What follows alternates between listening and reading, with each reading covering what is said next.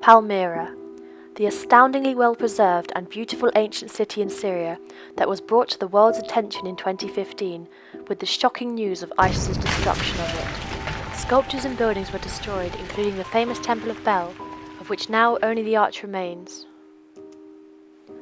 The splendour of the Roman ruins tells us that Palmyra was a place of great prosperity and importance during the Roman Empire. This is due to its location at the very east of the empire, and also its geographical position in the Tadmorian Mountains.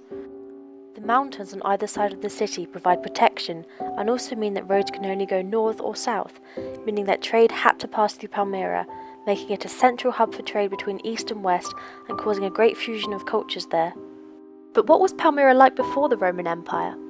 Well, first of all, it wasn't actually called Palmyra, but was named Tadmor. The lack of architectural evidence for pre-Roman architecture leads the majority of scholars to assume it was just a prosperous oasis with no permanent buildings. However, there is a reference of Tadmor in the Old Testament, suggesting that it was a well-known and prosperous settlement in the early Hellenistic period.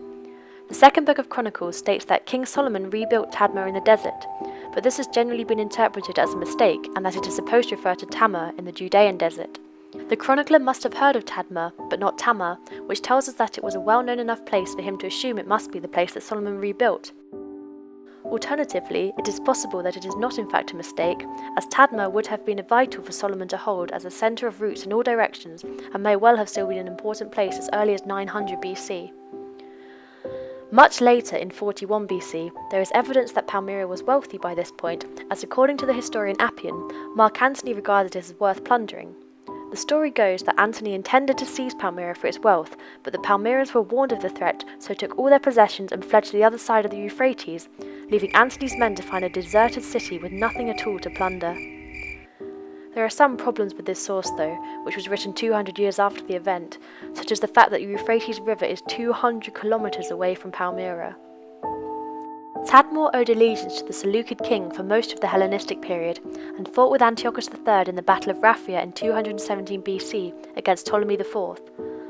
The ongoing animosity between the Seleucids and the Ptolemaics meant that trade would often go the long way round to avoid Palmyra, which meant that it could not become as prosperous as it was able to as a sort of independent state under the Roman Empire. So, Palmyra has been a place of great importance for a very long time, and is a symbol of Syrian culture and identity. It is truly a site of astonishing beauty, and is one of the few ancient sites still so well preserved you can actually imagine what the city would have really been like.